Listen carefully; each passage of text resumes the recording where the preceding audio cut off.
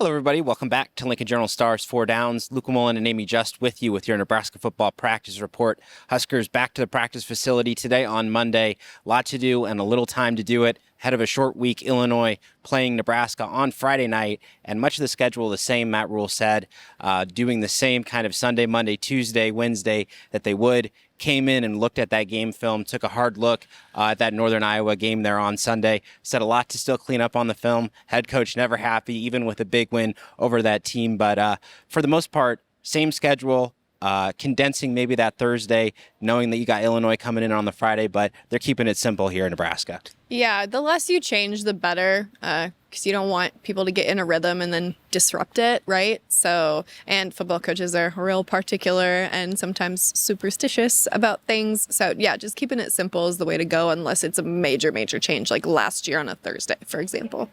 Yep, absolutely. And also of note, this upcoming game against Illinois, the 400th sellout in this storied sellout streak inside Memorial Stadium. Obviously a big deal for the Nebraska athletic department, all the fans who've been a part of that tradition. But for the team, Matt Rule, it's a nice footnote in a game that is really more about two ranked teams coming to do battle against each other. Yeah, Matt Rule said his job is to win so people can remember the 400th sellout, in a happy memory, not necessarily a negative one. But yeah, no, it's the first time Nebraska will be ranked and then play a ranked opponent at home since 2013, which is kind of crazy to think about because, that was 11 years ago. Time flies, huh? Yeah, no kidding. But big occasion in that regard.